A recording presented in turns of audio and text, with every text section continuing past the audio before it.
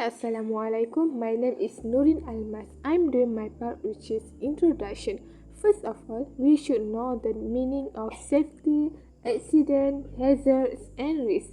Firstly, the meaning of safety is the state of being safe, the condition of being protected from harm or other danger. It also can refer to the control of recognized hazards in order to achieve an acceptable level of risk. Second, the meaning of accident is an unintended in a sequence of events that was not directly caused by humans, that occurs through a combination of causes which result in physical harm, which is injury, ill health or disease to an individual, or damage to property, or a near miss or a loss, or any combination of these effects. However, the meaning of hazard is a potential source of harm. The hazard has to be able to cause one type of harm or potential harm, either a person or something else in the area. Hazard, a source or a situation which a hazard in terms of human injury or ill health, which is damage to property, damage to the environment, or a combination of these. By the way, risk is the uncertainty of the outcome of an activity. It is also known as the possibility of something bad happening as a result of an activity or caused by external source. Risk is specific period or in specific circumstances, and the severity of injury or damage to the health of people, property, environment, or any combination of these caused by the event. And this is one of example workplace unsafe and unsafe condition. For information, we have three factors of causes and accident, which is basic causes, indirect causes, and direct causes. In addition, basic causes is causes poor management safety policy a decision, and personal factor or environmental factors. And this is my map of accident causation theories. Accident causation theories have been developed in an attempt of predict accident and thus prevent their occurrence. And they have a human error, accident, and injury damage. Heresy is one of an important element in workplace safety. Heresy is hazard identification, risk assessment, and risk control. The purpose of heresy is to identify factors that may cause harm, to consider the potential for harm and possible severity of it, and to enable employers to plan, introduce, and monitor preventive measures. The process of heresy starts with classifying work activities, identifying hazard, conducting risk assessment, and deciding if the risk is tolerable. Hazard identification is an identification of undesired situation that may lead to hazard. The purpose of hazard identification is to highlight the critical operations of tasks. Hazard can be classified into three main groups, which is health hazard, safety hazard, and environmental hazard. Firstly, health hazard. Health hazard is any agent that may cause illness to an individual. It may be in the form of chemicals, such as battery acid and solvent, physicals, electric currents or heat, biological hazard, such as bacteria and viruses, and lastly, ergonomic hazard, which is the work design. Moving on to safety hazard. Safety hazard is any force strong enough to cause injury or damage. An injury caused by a safety hazard is usually obvious. For example, sleeping hazard, fire hazard, moving parts of machinery or tools, work at height, and vehicles. Lastly, environmental hazard. An environmental hazard is a release to environment that may cause harm. and environmental release may not be obvious. Environmental hazard cause harm when controls and work procedures are not followed. The second element in heresy is risk assessment.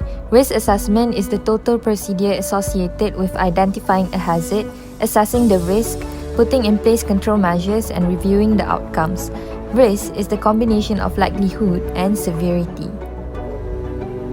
Basic principle of risk assessment based on the International Organization for Standardization (ISO) is that risk assessment establishes and sustains value, is an integral part of all organizational processes, and is part of decision making. Ways to analyze and estimate risk is by qualitative, semi-quantitative, and quantitative analysis. Control is the elimination or inactivation of a hazard. There are three types of controls. The first one is engineering, administrative, and personal protective equipment, PPE. Hierarchy of control. Begin with elimination, which is physically remove the hazard. Substitution, replace the hazard. Engineering control, isolate people from the hazard.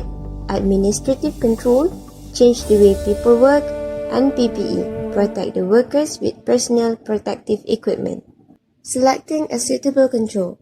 Selecting a control often involves evaluating and selecting short and long-term controls, implementing short-term measures to protect workers until permanent controls can be put in place, and implementing long-term controls when reasonably practicable. In order to maintain a safe workplace environment, accident record is a must. The documenting process of accident record starts with completing a heresy form, recording the names and designation of heresy team members, outlining the process workflow, listing all activities for each work process, identifying the hazards associated with each activity, determining the effect of each hazard identified, recording any existing hazard control measures, determining likelihood and severity. One risk is assigned and an appropriate risk control measure is recommended. A suitable person is then assigned to implement the recommended risk control. The heresy is then repeated for other activities, conducted for another round, and being reviewed for every 3 years. Next up, let's look at a chemical hazard in a rubber factory. Chemical hazard are hazardous chemicals in the workplace or substances, mixtures, and materials that can be classified according to their health and physiochemical risks and dangers. So there's 4 common hazardous chemicals, which industrial chemicals or food-related chemicals, cosmetic, agriculture chemicals or pesticides, and pharmaceutical. So in this video, we will focus on industrial chemicals since we are focused in the rubber factory. So here, why we must take a precaution of chemical hazard. This is because chemical hazard can reach the human body through inhalation in form of gas, vapor, fumes, aerosol, airborne particle, or dust. And the second one, through the skin absorption, either directly or indirectly via the contaminated media such as clothing. And the last one is ingestion, swallowed directly or indirectly via a contaminated media such as a finger. And of course, there was an industrial chemical effect on human body, which is a serious health impairment, fire or explosion, skin irritation, and the worst part, it can lead to fatality. So how we can identify chemical hazard? We can identify the chemical hazard by looking at the chemical labels, which contain the hazard statements that describe the nature of a hazard, including the degree of hazard, where appropriate. They also provide a precaution statements and signal words. And the next one, we can see or identify chemical hazard by SDS, which is safety data sheet that provide useful information on hazard classification, physical or chemical properties, health effect, exposure controls and personal protection, and also about toxicological data. And the last one, we can look at the hazardous chemical database, which provide the detailed information on hazardous chemicals that we can refer to.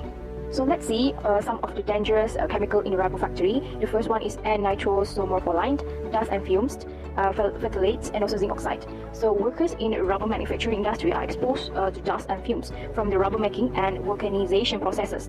Potential to exposed to include N-nitrosamines, polycyclic aromatic hydrocarbons, solvents, and phthalates is high. So inhalation is the main route of exposure, although the workers may have a dermal exposure. So here, the dangerous chemical used in the rubber factory also include the zinc oxide that may expose the workers to the effect of carcinogen or cancer. And these are the roughly processed in the rubber factory. that use those chemicals mentioned before. And this is the risk control that we can refer to. When someone is working particularly in the rubber factory, the most common hazards that are faced by the rubber factory employees are the physical hazards. Physical hazards are factors or conditions within the environment that can harm your health without necessarily touching you. Physical hazard can be exemplified as the noise, sleeping, and hearing devices. Mechanical hazard, which categorize under the physical hazard, are very important to discuss among the employees of the factory, as factory usually used powered or manual tools, equipment or machinery, and also plant. For example, the rubber factory usually use tons of big machine to ease the manufacturing process. The usage of the machines in the factories always involves some types of hazardous mechanical motions and action, like rotating, reciprocating, cutting, punching, bending, and also shearing. The first mechanical hazard that might happen in a rubber factory is a hard surface that moving together. This hazard involves rotating surface or parts, for example like a gear or two moving parts in a rubber thread machine. It can cause some crushing effect to our part of body that caught between two moving parts of machines, and the effect it might cause some cuts, broken bones, and cuts tissue. This hazard could be happen in a shredder machine, which designed to shred latex or lower grade rubber creep. The second hazard is powered knife or slide. It has happened between a machine part and a workpiece. It can cause some shearing effect, which traps part of a body, typically hands or fingers, between moving and a fixed part of a machine.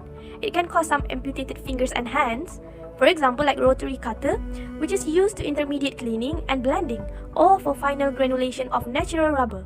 The last hazard is a belt conveyor, which consists of two or more pulleys with a closed loop, and it is used to move objects with minimal effect, but it has so many risks, which the entanglement of clothing, body parts with running parts of conveyor system, or snapping of belt joint, or even allow the objects to fall from a very high place, and it can cause some finger, arm, or even body part to be injured.